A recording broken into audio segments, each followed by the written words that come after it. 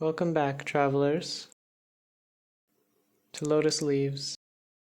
I'm here with my guru again, and we're picking back up from where we left off, sitting under the tree on the second night after I met my guru. Before we begin, I want to give a small disclaimer, just a warning to the nature of putting esoteric knowledge out online. All of this knowledge is very, very valuable and precious. But at the same time, it really has to be practiced under careful guidance. Without the direct guidance of a guru, many knowledge can be misused and cause harm to the person practicing them. That isn't to say that we don't want you to benefit, but only that you must approach everything with wisdom, and especially take what you will at your own risk, and we cannot hold any responsibility for how anyone uses this knowledge. It's simply a gift to the world that has to be taken responsibly by whoever wants to receive it. We try to share this knowledge because my guru really wishes that this knowledge doesn't disappear together with his death. He holds so much knowledge that is disappearing from the world, or seemingly has already disappeared. He hopes that by sharing knowledge in this way, the world can benefit greatly, and the knowledge can persist for even longer. We acknowledge our incapability and the inherent impossibility of expounding esoteric knowledge completely online. Everything we share serves as just a little guidance, a peek at a different level of reality. Do your own research, especially when it comes to eating and drinking habits. Approach the knowledge very cautiously. We don't urge anyone to follow this path. If you choose to do so, do it at your own risk. My guru himself has almost lost his life several times while pursuing the knowledge, while experimenting with the incomplete guidance of many gurus before he found the right way. We're back under the tree, and that night, and my guru pointed out just how beautiful a night it was. He used this opportunity to expound on the process of reading and learning from the energies around us in every moment. This night is so beautiful, isn't it? He pointed out. We have the weather, the open sky, no mosquitoes.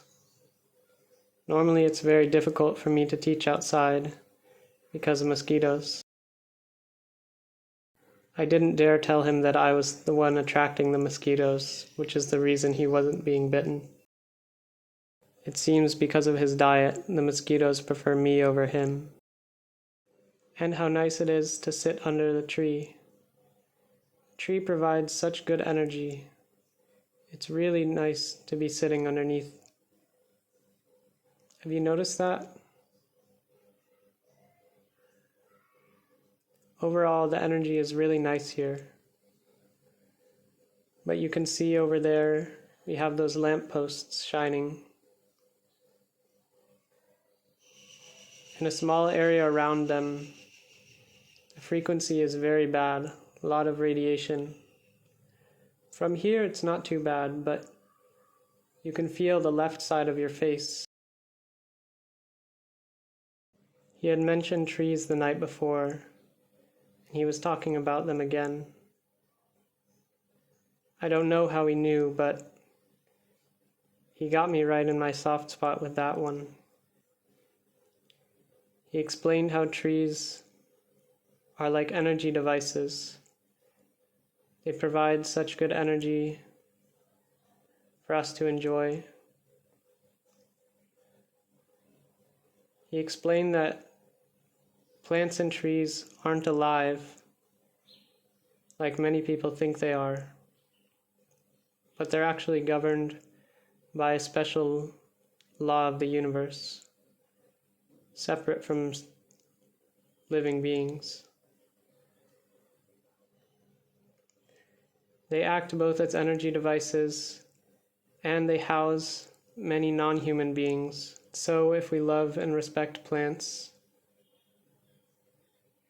if we treat plants kindly and do not harm them,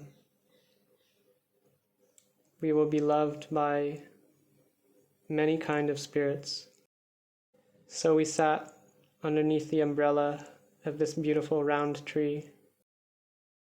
To my right side was an open field of grass, dark under the night sky, and to my left was the path that we came from, about 15 feet away, lined with bright yellowish lampposts lighting the way. So the energy is very nice here. But you notice the lights over there? They're emitting a very bad frequency, a lot of radiation. But from this distance, it's mostly okay. Still, try to notice and feel the difference between your left side and your right side.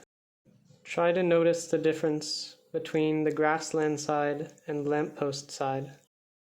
On my left, the light was shining onto my face, and on the right was open, dark space with grass and other trees.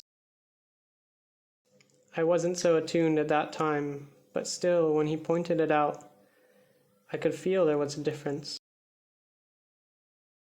We have to always notice and catalog these kind of energies, he said. It's very useful to us. If we can learn from every moment being aware of the energies around us. So it's very beneficial to notice how bad energies feel and how good energies feel.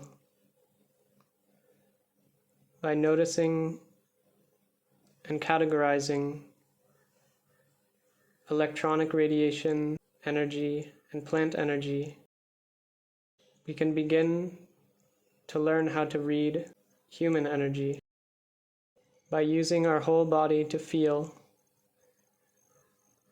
we can read whether a person has basically good energy or basically bad energy. Using our whole body to feel is the first step in reading people's energy, even if you can't see their aura yet. He brought up microwaves as an example. Microwaves are just so terrible, he told me. The energy is so bad. I cannot believe people use it in their home. When I was able to see the energy of a microwave for the first time, I was shocked. He told me that when he was growing up, he lived in a small town and he had never seen or used a microwave before. But after he began his spiritual journey, he went to a monastery in a big city, and his guru asked him to use a microwave. When he went to use it, he was shocked. The microwave energy was like hundreds of knives and thousands of needles bursting out from the microwave and piercing into his body. The feeling was so strong that he had to step back to avoid the invisible knife cuts. Everyone around him was shocked at his behavior, and he was shocked at theirs. How can they all just stand around like they don't feel anything? He told his guru he didn't want to use the microwaves anymore. He explained that different people have different sensitivities to energies. From a small child, he's been very sensitive to energies. Even the difference in the taste of water is very apparent to him. When other people think it all tastes the same. There are some very gross energies that we can notice, like the energy of a tube TV after you turn it off and you put your arm up to the screen. The hairs on your skin will rise. That's a very gross energy. So there's all sort of energies coming from electronics, from plants, from people, that we can learn to read and be sensitive to. After we continued talking for some time, somehow I mentioned Harry Potter. He said, "Oh, so you know Harry Potter? We can actually learn from that kind of story. You know, Harry Potter is fiction, but not all of it is wrong. There are so many things we can learn from stories like that. The fundamental of esotericism enables the yogi to learn from everything, because the fundamental of esotericism teaches the yogi how to see the difference between truth and lie. So they can always take only what is beneficial and not be fooled by what is untrue. For example, in Harry Potter, he explained that many of the spells have an energy to them that does have some power, although very weak. For example, Expecto Patronum, the protection spell from the Dementors, does have some kind of protection energy. But different languages have different power. The inherent power of the language influences the mantra power that comes out of it. Mantram is crystallization of prayer. It's used to call forth, to tap into some kind of power, whether our own personal power, any being's power, or the universe power. The proper pronunciation, intonation, and tempo in the mantram recitation affect the mantra results greatly. Many details need to be known in order to gain full mantram power. Another thing we can learn from Harry Potter is, you see the magic wands that they use? Magic wands are real. They have power. I can actually teach how to make a magic wand. If you're using just a regular plant, it has to be a live wood. But if you use a very powerful tree, you make it using dry wood. But actually, magic wands are for beginners. Do you know what is the most powerful magic wand?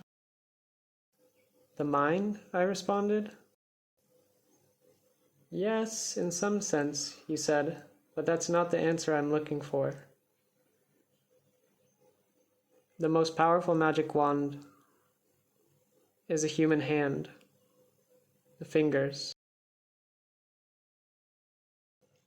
This kind of knowledge and the ability for him to expand and move from topic to topic using perfectly ordinary, relatable objects to explain deep spiritual concepts in accessible ways was really astonishing. I knew that if he was able to explain in this way, there must be such a vast amount of knowledge that we haven't even begun to touch. He's like a miraculous mixture of so many extremities, so many polarities, like the yin and yang. He's able to explain so many mystical, unseeable, supernatural phenomena, and at the same time, he cherishes and appreciates the tiny little gestures of love, gratitude, and so-called mundane things. He's like the tree that reaches its roots all the way down into hell and its branches up into heaven.